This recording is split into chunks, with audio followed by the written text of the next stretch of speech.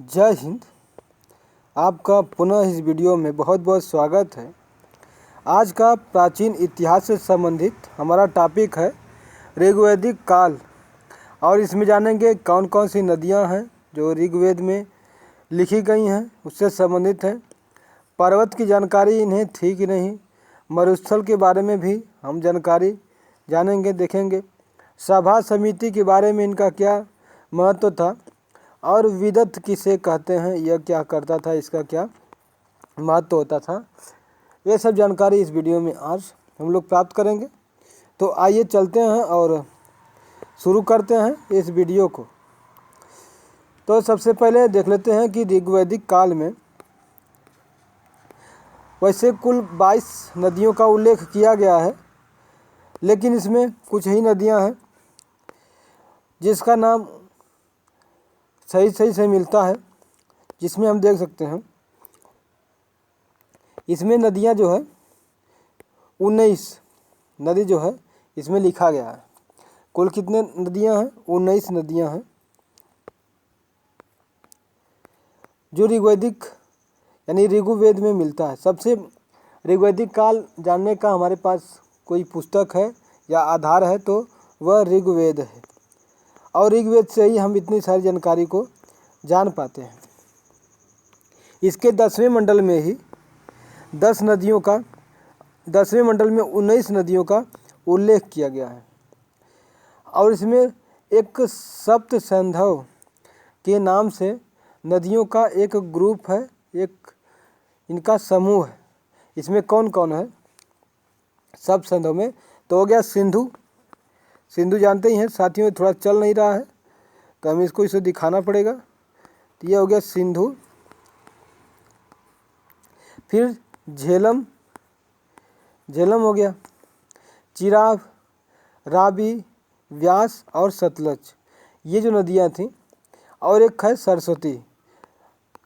7 नदियां हो जाएंगी जो कि सप्त सैंधव के नाम से इन्हें जाना जाता था।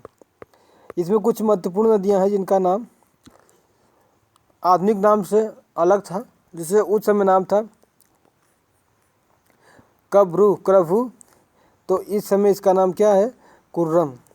कुभा का कालुम, वितष्टा का झेलम, अस्किणी का चेनाब, पुरसाणी, रावी, शतुर्धि सतलज, विपाशा व्यास, सदानीरा गंडक, दृष्टद्वंती घग्गर, गोमती गोमत, सुवास्तु स्वात और सिंधु सिंध।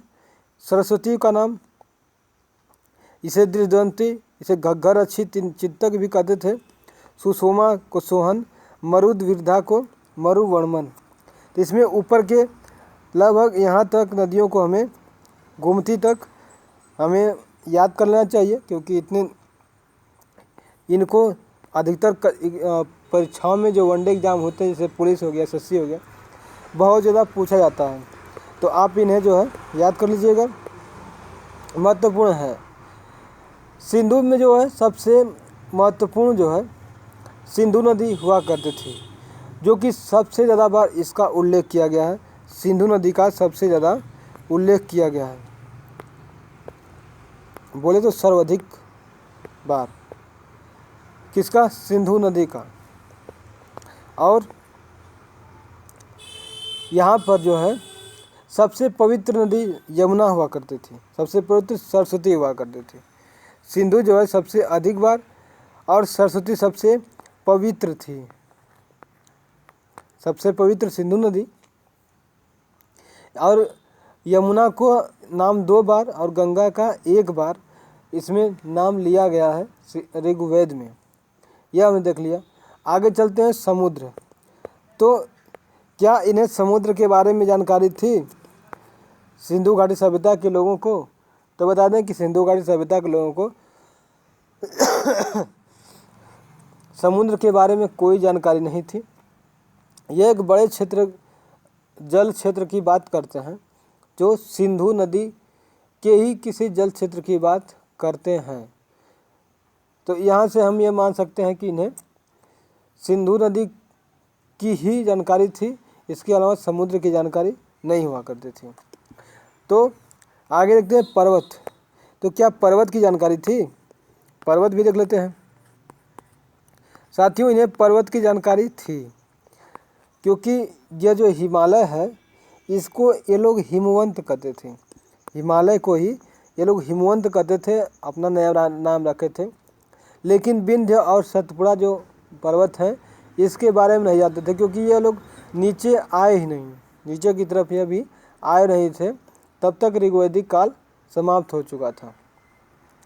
और मरुस्थल के बारे में भी जानते थे, और मरुस्थल को ये लोग धन्व कहते थे। धन्व कहते थे, साथियों चल नहीं रहा है, मरुस्थल को धन्व कहते थे।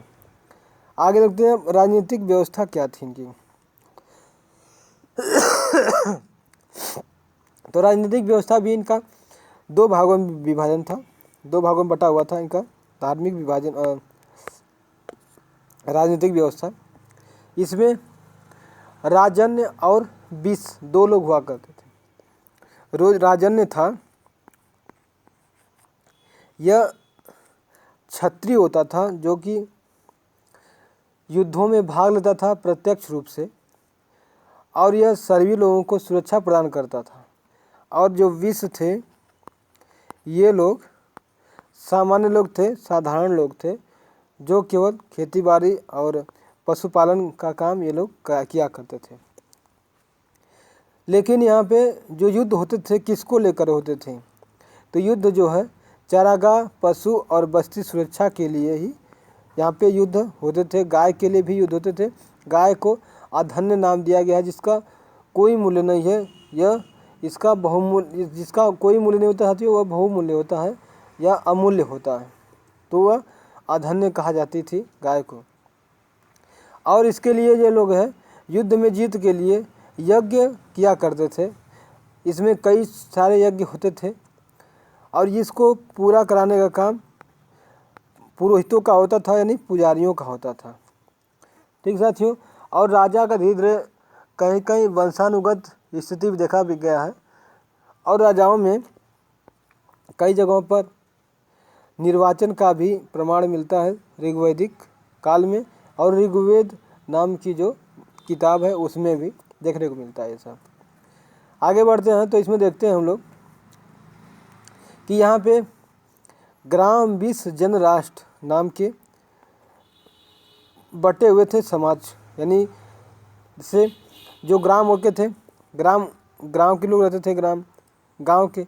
विष मतलब होता था एक जनपद हो गया, जन से जो है, या विष मतलब बोल सकते हो एक ब्लॉक हो गया, और विष एक जनपद हो गया। ठीक है, विष मतलब हो गया मतलब ब्लॉक टाइप का या तहसील टाइप का, थोड़ा सा बड़ा होता है ग्राम से। जन में आता है जनपद, यानी एक जिला हो जाता है, और राष्ट्र कई जिला मिलके एक राष्ट्र बनाता था। यहाँ पे जो प्रशासन थी ज़्यादातर प्रजातंत्रात्मक व्यवस्था होती थी। ठीक है साथियों, अब देखते हैं सभा और समिति। सभा और समिति का क्या महत्व था सिंधु घाटी सभ्यता में। तो जो सभा होती थी अथर्ववेद में इनका बड़ा ही महत्वपूर्ण अर्थ बताया गया है, और अथर्ववेद में कहा गया है कि जो सभा और समिति थी वह प्रजापति की 2 पुत्रियां हुआ करती थी। सभा समिति जो है अथर्ववेद में प्रजापति की पुत्री थी, और इसे राज्यसभा के समान कहा गया है। लुडगिन ने इसे राज्यसभा कहा था, जो एक इतिहासकार हैं, और यह न्याय से संबंधित था। यानी न्याय पाने के लिए आपको यहाँ पे जाना पड़ता था, यानी सभा बुलाई जाती थी किसी को न्याय दिलाने के लिए, किसी को दंड दिलाने के लिए भी। जीमर ने जो सभा था उसे ग्राम स्तर पर कहा, और समिति को केंद्रीय स्तर का एक सभा कहा था, या एक जो है गुट कहा था, या ग्रुप बोल सकते हैं, इन्होंने कहा था। समिति क्या थी, तो समिति जो है इसके जो अध्यक्ष होता था, समिति के अध्यक्ष को ईशान कहते थे। यानी ईशान जो है समिति का जो अध्यक्ष होता था उसे कहते थे, और इसका अध्यक्ष हमें लगभग प्रायः राजा ही होता था, राजा को ही बनाया जाता था। और इसे लोकसभा का इसे हम जो है स्थान देते हैं, क्योंकि ये लोकसभा की तरह ही कार्य करता था और राजा के सामने वह होता था। राजा इसमें जो है लोगों से राय लेता था और राजा को जानकारी भी इससे दी जाती थी कि क्या करना है और कब जो है कौन से कार्य पर रोक लगानी है। ये जानकारी जो है समिति के द्वारा दी जाती थी। हमने बताया कि लुडगिन ने जो है समिति को लोकसभा कहा है, क्योंकि लोकसभा में सीधे राजा का अस्तित्व होता है। और जीमन ने जो है समिति को केंद्रीय स्तर का समिति कहा है, यानी एक जो है लोगों का ग्रुप कहा है जो सरकार को चलाने में बहुत ही महत्वपूर्ण भूमिका निभाते थे। जो विदत थी, विदत ये भी एक ग्रुप था, सैनिकों का था। इसमें सैनिक धार्मिक कार्य के लिए इसका निर्माण किया गया था, लेकिन बाद में धीरे धीरे बड़ी जनसभा करके इसका जो है इसे सेना भी कहा गया, क्योंकि ये सेना के रूप में इसका संचालन किया जाता था। और विदत का कार्य क्या था कि ये जनजाति जो लोग थे उनके लिए नियम बनाता था, उपज का जो वितरण था बराबर करता था लोगों के बीच, और सैन्य गतिविधियों पर भी यह नियंत्रण रखता था। सैन्य गतिविधियों पर यह नियंत्रण रखता था। ठीक साथियों, तो हमने ये चीज़ देख लिया कि क्या क्या जो है सिंधु घाटी सभ्यता ऋग्वैदिक काल में ऋग्वेद में कौन कौन सी जानकारी थी। आगे हम देखेंगे इसका प्रशासन का कैसा था, प्रशासनिक व्यवस्था कैसी थी। तो मिलेंगे अगले वीडियो में। आज के लिए बस इतना ही। जय हिंद।